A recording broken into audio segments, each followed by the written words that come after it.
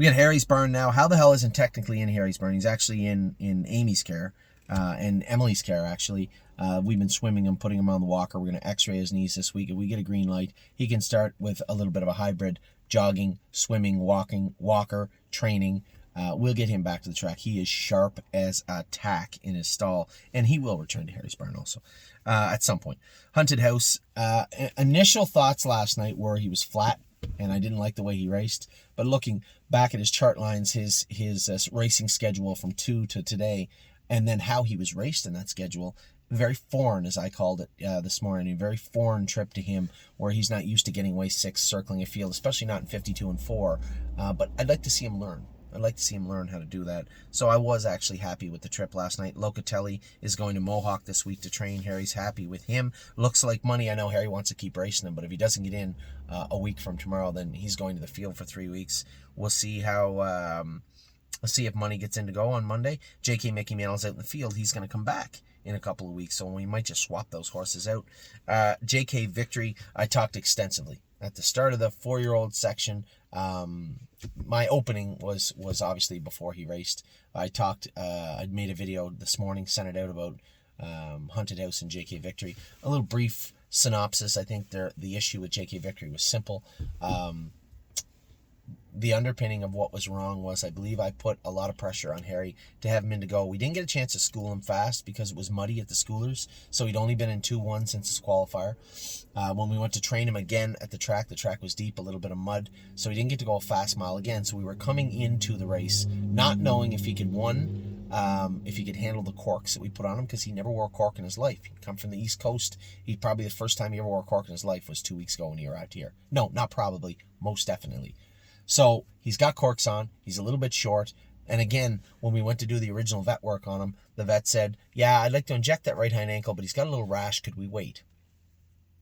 Had we won a mile in 54, 55 with him, we would have known that he needed that work. We couldn't wait. And it was just maintenance, but it wasn't done. And that was on me. You know, in a perfect world, especially given our situation and the way that we usually operate, we would have waited an additional week. The Saturday race would have actually been a Friday schooler or a Saturday schooler, and we would have known, hey, you know, we got to get this vet work done before next week. Realistically, what should have happened with J.K. Victory, he should have schooled Saturday morning at Mohawk in 56, at which point James and Harry would have obviously said the same thing.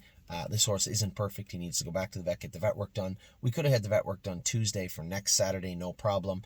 And we could have hit the corks off him. But because we entered him into go last night, none of that stuff went in. I can tell you there's nothing I hate more than going into a race with hopes and dreams and not the confidence we need. Simply put, I believe I have to take the blame for this. I didn't mean to, but I believe I put some undue pressure on Harry, and it resulted in a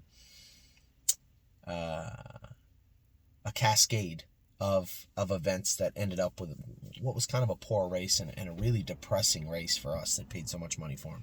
So I apologize.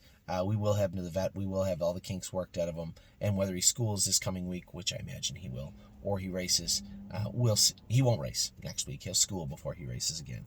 So my apologies. That's even though I didn't mean it to be, it is on me. Merchant Man, I guess I'll finish that statement with, there was no new acute issues found, and I doubt there will be any found with J.K. Victory from the vet on Tuesday morning at 8:15 when he arrives again. I think that's most important to say. Merchant Man, Harry said, he was very happy with him. Little rocky in the turns. He put the belly band hobbles on him. Little rocky in the turns. He'd like to keep training him around 25 till the corks come off. Seems fair to me. No free lunch. Will be ultrasounded not this week, but next week. I reported it would be this week, but I was wrong. He tied up a little bit.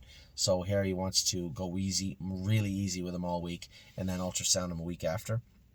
Nothing But a Dreamer has been training down great and looks great. Resolute Bay looked great on the track also this week. And Sintra, can't wait for these horses to come back. Wow. Anyway, that's Harry's Barn. We get Jason, Tim.